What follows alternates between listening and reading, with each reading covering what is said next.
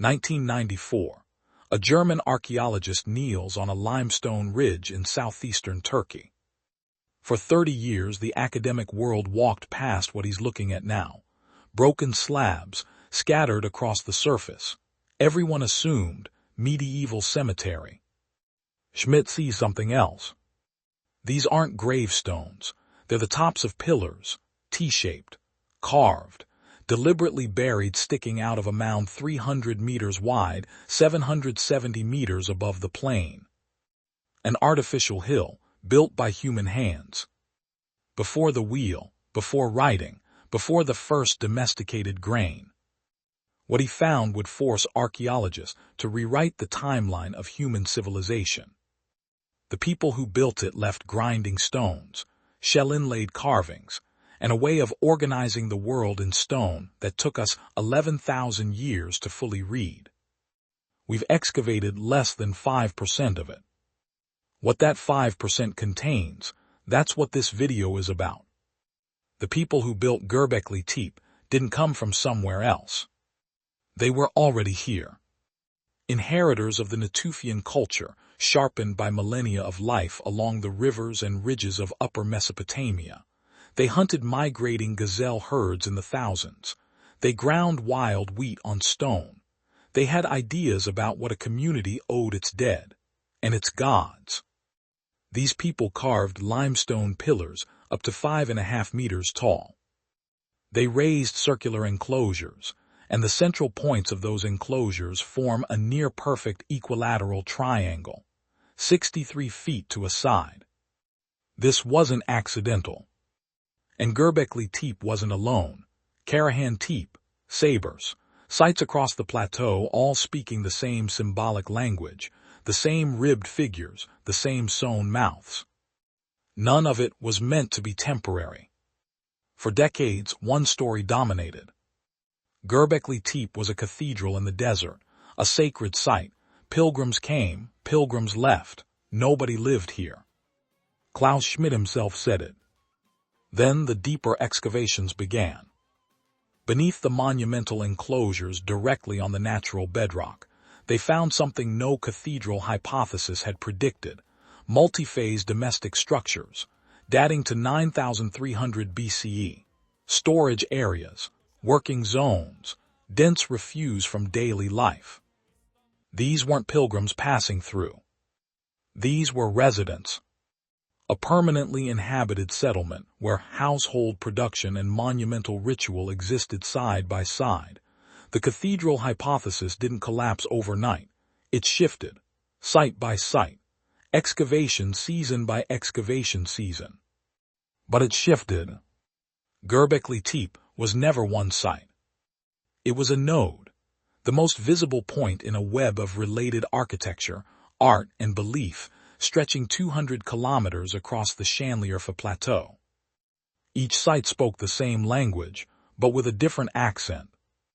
Karahan Tepe carved its enclosures straight into bedrock, filled them with ribbed human statues, phallic chambers. Karahan Tepe didn't build monuments on the landscape, it cut them into it.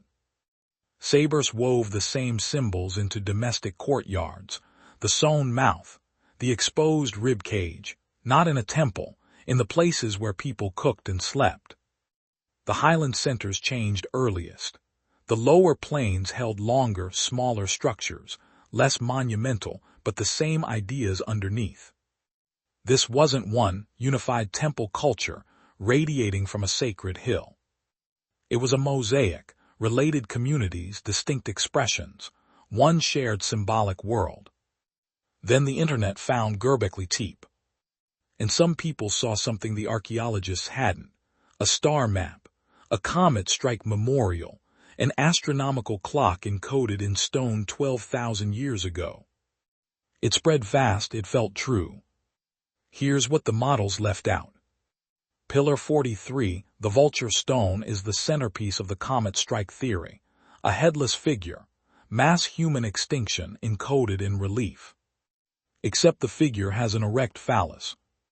In pre-pottery Neolithic iconography, that combination, death and regeneration on a single body, is a well-documented mortuary symbol, not a cosmic obituary, not an extinction event frozen in stone. A burial rite. The catastrophist readings aren't a separate discovery. They're confirmation bias with a good camera, selective data, arbitrary constellation matches, details quietly excluded when they don't fit. The genetic footprint of a comet strike in Göbekli Tepe's archaeology. Absent. Here's what the catastrophists missed while looking at the stars. The people who built Göbekli Tepe were engineers. Look at the hydrology. On a high plateau with no natural springs, they carved channels directly into the limestone ridge, directing surface runoff into underground cisterns. Collective capacity, at least 150 cubic meters of stored water. On a ridge with no natural water source. That's not a pilgrimage site, that's infrastructure, that's a declaration we intend to stay. Then there's the geometry. Computer algorithms applied to the central points of enclosures B, C, and D revealed something that shouldn't be possible without advanced planning. The three centers form a near-perfect equilateral triangle, 63 feet to a side. They didn't stumble into that. Someone laid a scale diagram across open ground before a single pillar was raised. And the northernmost apex of that triangle, Enclosure D, the largest, the one bearing human figures on its central pillars. It wasn't placed there by accident. Someone decided it would stand at the top. So when exactly was this built? For years, the dates came from fill material, debris packed into the enclosures after they were abandoned. Useful, but imprecise. Then researchers tried something different. Inside the wall plaster of Enclosure D, preserved for 11,000 years, were calcium carbonate coatings, microscopically thin layers deposited while the walls were still standing. They dated those instead. The results, 9,745 to 9,314 calibrated BCE. Enclosure D was built and actively used during the Pre-Pottery Neolithic. The dates held. The timeline held. And the stratigraphy told the rest of the story. Layer III, the great circular enclosures. Layer II, rectangular structures, below both the domestic sequence, above the agrarian transition. A clear boundary runs between the 10th and 9th millennia BCE. The monumental hunter-gatherer phase on one side, the emerging farming world on the other. That boundary mirrors the end of the Younger Dryas almost exactly. The climate changed, the culture changed with it.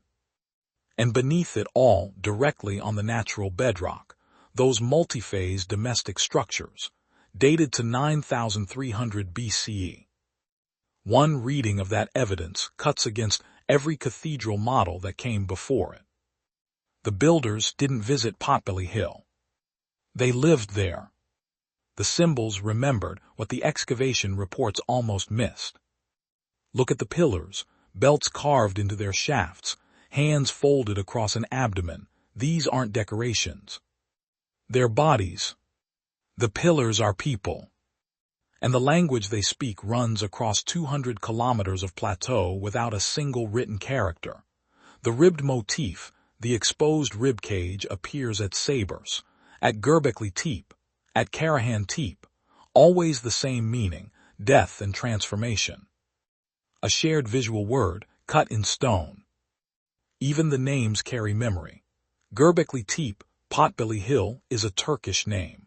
A geography that only makes sense if it arrived late, applied by outsiders looking down from somewhere else.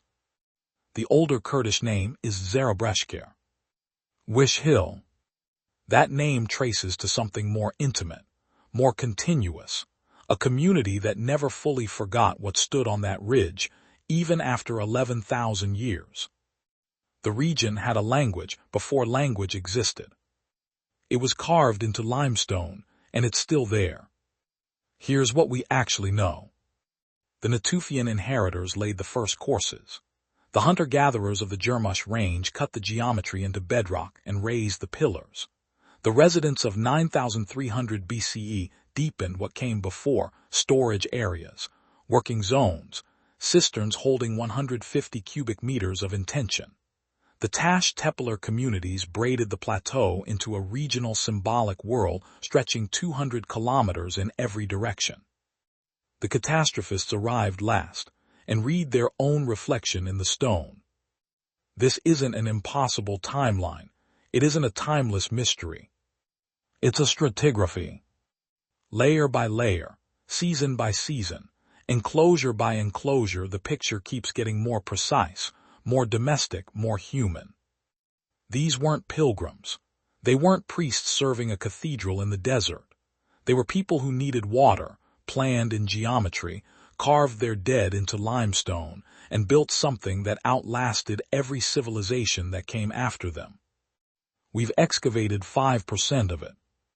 What the other 95% contains, we don't know yet. But if you know what a home looks like, you already recognize what they built.